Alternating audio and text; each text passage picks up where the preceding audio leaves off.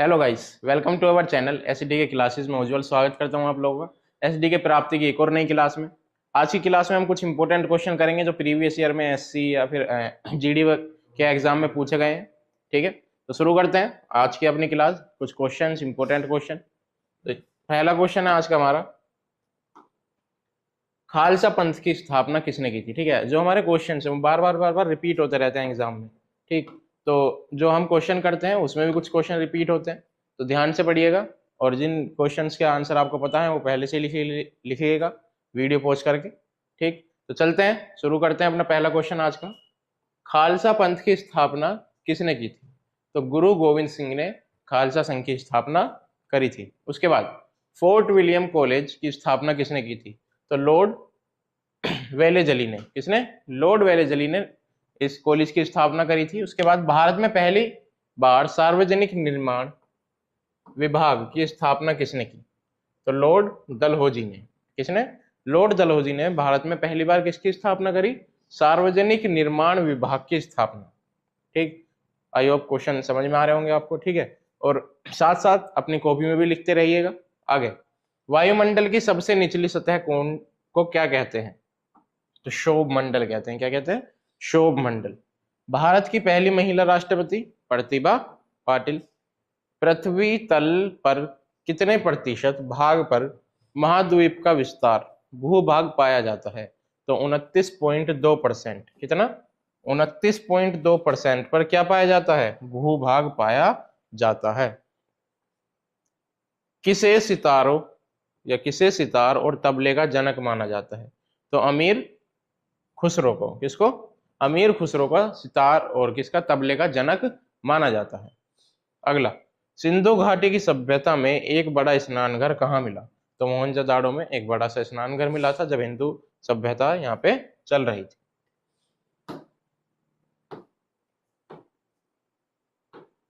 Germany का एकीकरण किसने किया। तो किसने? बिस्मार्क। क्या नाम था? बिस्मार्क, जिसने जर्मनी को एक साथ जोड़ने में बड़ा इंपॉर्टेंट रोल प्ले किया। एलपीजी का पूर्ण विस्तार लिक्विफाइड पेट्रोलियम गैस। क्या होती है? Liquefied petroleum gas. अगला, किस खेल में फ्री थ्रो शब्द का प्रयोग किया जाता है। तो बास्केटबॉल में किसका इस्तेमाल करते हैं? Free throw. इसके बाद, संसार का विशालतम स्तनधारी। तो व्हेल मछली कौन है? व्हेल मछली सबसे बड़ी कौन होती है? स्तनधारी होती है। किस तापमान पर सेल्सियस और फ़ारेनहाइट तापमान बराबर होता है। तो 40 डिग्री पे दोनों बराबर होते हैं, सेल्सियस भी और फ़ारेनहाइट भी। किस देश की स्थल सीमा सार्वधिक देशों के साथ लगती है। तो चीन की जो स्थल सीमा है वो सबसे ज्यादा देशों के साथ मिलती है, इसमें से नेपाल वगैरह भी उसमें शामिल है। विश्व बैंक का मुख्यालय कहाँ स्थित है। तो विश्व बैंक का मुख्यालय है वॉशिंगटन में। संयुक्त राष्ट्र संघ का मुख्यालय जो न्यूयॉर्क में स्थापित है। ठीक है, एक बार फिर से, विश्व बैंक, वॉशिंगटन और संयुक्त राष्ट्र संघ का जो मुख्यालय है वो कहाँ पे है? न्यूयॉर्क में स्थापित है। आगे, सिंधु घाटी सभ्यता का बंदरगाह वाला नगर कौन सा था? लोथल। कौन सा? लोथल। भूवैज्ञानिकों के अनुसार आज जहां हिमालय पर्वत है वहां पहले क्या था। तो तित्स नामक सागर। क्या था? तित्स नामक सागर वहां पे स्थित था जहां पे आज क्या है? हिमालय पर्वत स्थित है। अमेरिकी राष्ट्रपति का कार्यकाल कितने वर्ष का होता है। तो 4 साल का होता है। कितने का होता है? 4 वर्ष का उनका कार्यकाल होता है। हिंदी दिवस 14 सितंबर को मनाया जाता है। कांसा किस मिश्र धातु है। ठीक है, तो किसका है? तांबा और टिन का। ठीक है, किसका? तांबा और टिन को मिला के क्या बनता है? कांसा बनता है। संयुक्त राष्ट्र संघ सुरक्षा परिषद के कितने देश स्थायी सदस्य हैं। तो 5 देश इसके स्थायी सदस्य हैं, 5 परमानेंट मेंबर्स हैं इसमें। लाल तिकोन किसका प्रतीक चिन्ह है। तो परिवार नियोजन कार्यक्रम। किसका? परिवार नियोजन कार्यक्रम का प्रतीक है लाल तिकोन। कुछ उद्यान, ठीक है, जो भारत में प्रसिद्ध हैं।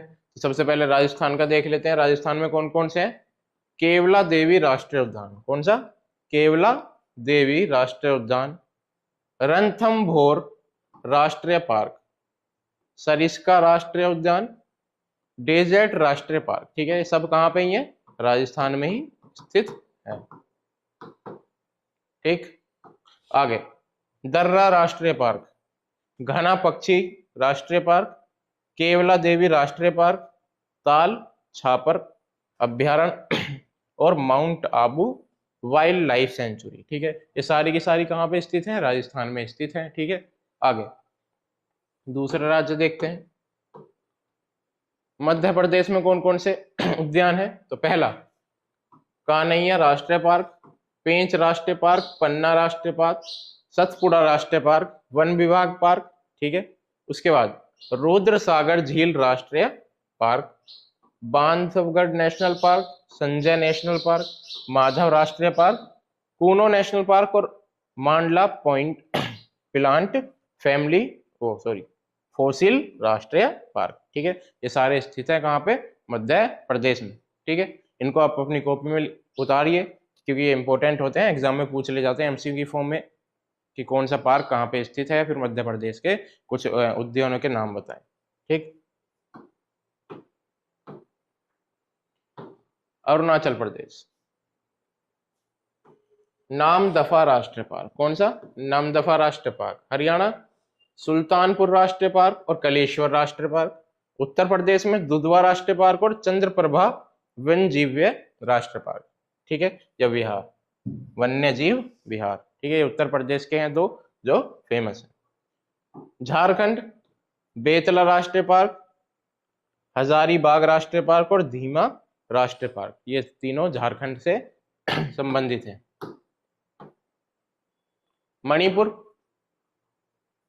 काइबुल लामजो राष्ट्रीय पार्क और सिरोही राष्ट्रीय पार्क। सिक्किम में खाचन जोगा राष्ट्रीय पार्क और त्रिपुरा में कलाउंडेड राष्ट्रीय पार्क। ठीक है, ये कुछ राष्ट्रीय पार्क है जो इंपॉर्टेंट होते हैं या ऐसे पार्क जिन्हें सरकार घोषित कर देती है कि इसके आसपास बाउंड्री बना देती है। ठीक है, और उनमें जानवर रहते हैं या फिर पेड़ पौधे होते हैं, वो उन्हें बचाने के लिए इन्हें पार्क घोषित कर दिया जाता है। ठीक है, मतलब नॉर्मल लोगों का यहाँ जाना, परमिशन लेके जाना होता है। तमिलनाडु गल्फ ऑफ मन्नार राष्ट्रीय पार्क, इंदिरा गांधी प्लानी हिल्स, मुकुरुथी और गुनीडे नेशनल पार्क। ठीक है, ये कहाँ के हैं? सारे तमिलनाडु के इंपोर्टेंट नेशनल पार्क्स हैं। ओडिशा में भीतरकनिका राष्ट्रीय पार्क, सिमली राष्ट्रीय पार्क, नंदनकान राष्ट्रीय चिड़ियाघर, झिल्का झील अभ्यारण्य। ठीक है, ये है सारे उड़ीसा के इंपोर्टेंट। उसके बाद मिजोरम माउंटेन राष्ट्रीय पार्क, मुरलेन, फांगीपुई और डाम्फर अभ्यारण्य। ठीक है, ये सब कहाँ के हैं? मिजोरम के हैं। अब आते हैं जम्मू कश्मीर में। दाचीगिराम राष्ट्रीय पार्क, सलीम अली राष्ट्रीय पार्क, किस्तावाड़ा राष्ट्रीय पार्क, हेमनिश नेशनल पार्क और जैव मंडल रिजर्व। ठीक है, ये कहाँ पे? श्रीनगर के कुछ इंपोर्टेंट नेशनल पार्क्स हैं। पश्चिम बंगाल सुंदरवन, बुक्सा, जलधपारा, गोरुवारा, सिंघालीला और नियोरा वैली नेशनल पार्क। ठीक है, ये राष्ट्रीय और नेशनल पार्क कहाँ के हैं? पश्चिम बंगाल के। अब बात करते हैं असम की।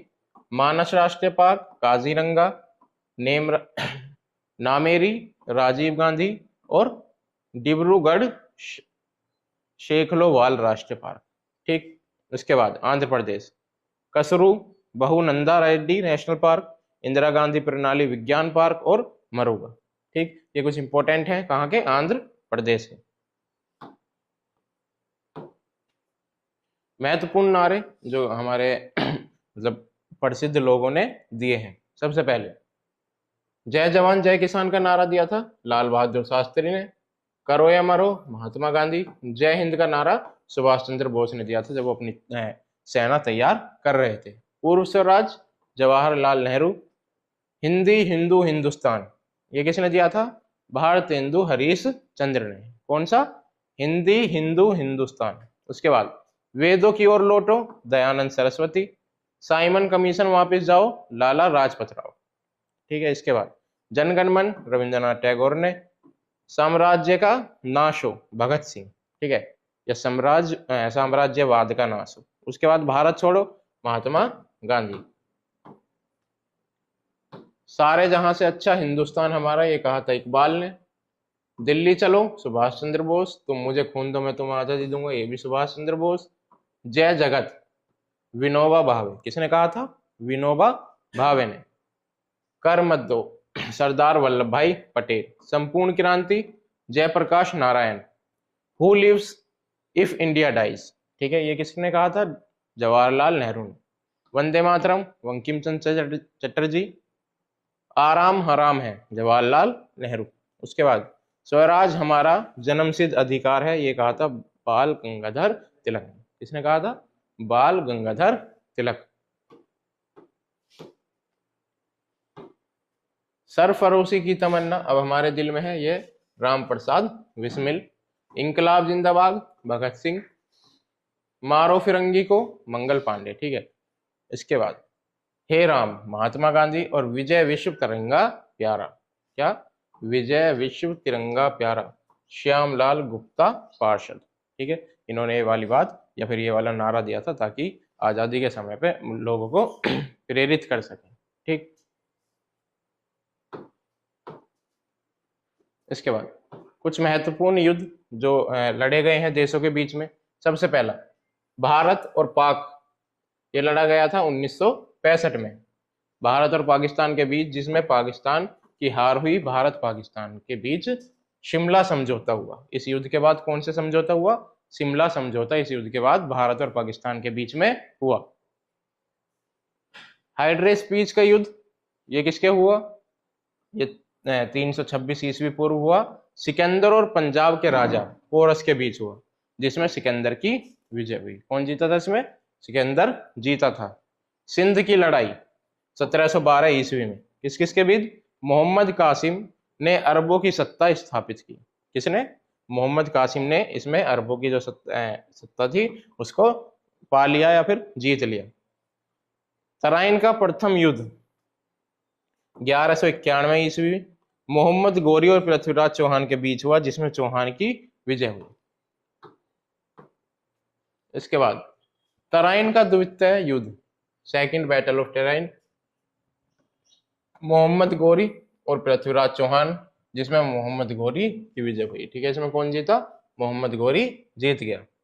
चंदावर का युद्ध 1194 में, इसमें मोहम्मद गोरी ने कन्नौज के राजा जयचंद को हराया, ठीक है। मोहम्मद गोरी ने किसको हराया? कन्नौज के राजा जयचंद को। इसके बाद पानीपत का प्रथम युद्ध जो हुआ 1526 में, और ये किस किस के बीच हुआ? मुगल शासक बाबर और इब्राहिम लोदी के बीच। किस किस के? बाबर और इब्राहिम लोदी के बीच में ये लड़ाई लड़ी गई थी। खानवा का युद्ध ये हुआ 1527 में, बाबर और राणा सांगा। किसको? बाबर और राणा सांगा के बीच में हुआ, और इसमें राणा सांगा हार गए। घाघर का युद्ध 1529, बाबर ने महमूद लोडी के नेतृत्व में अफगानों को हराया। किसको? अफगानों को हराया किसने? बाबर ने। इसके बाद कलिंग की लड़ाई यह हुई 261 ईस्वी पूर्व। सम्राट अशोक ने कलिंग पर आक्रमण किया।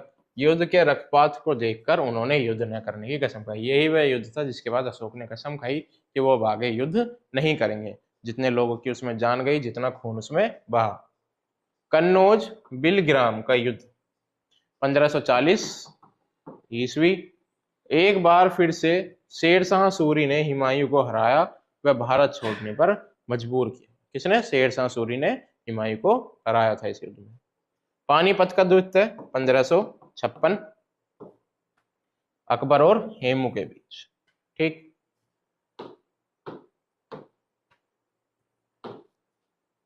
तालीकोटा का युद्ध 1565 ईस्वी में, इस युद्ध में विजयनगर साम्राज्य का अंत हो गया, ठीक है। मतलब जो विजयनगर साम्राज्य था वो इस युद्ध में पूरी तरीके से खत्म हो गया था। इसके बाद हल्दी घाटी का युद्ध 1576, अकबर और राणा प्रताप के बीच, इसमें राणा प्रताप की हार हुई।